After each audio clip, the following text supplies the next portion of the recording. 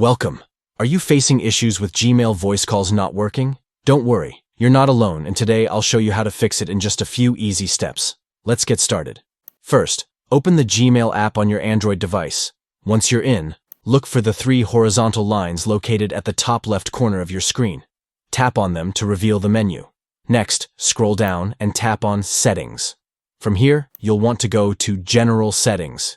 This part is crucial, so make sure you're following along. Now tap on Manage Notifications. You're getting closer. Here, select In-App Notifications. This will give you options to adjust your notification settings. Finally, scroll down until you see the option for Call Ringing. Make sure to enable it. By doing this, you'll allow your device to alert you when you receive a voice call through Gmail. And there you have it. By completing these steps, your Gmail voice calls should be working smoothly.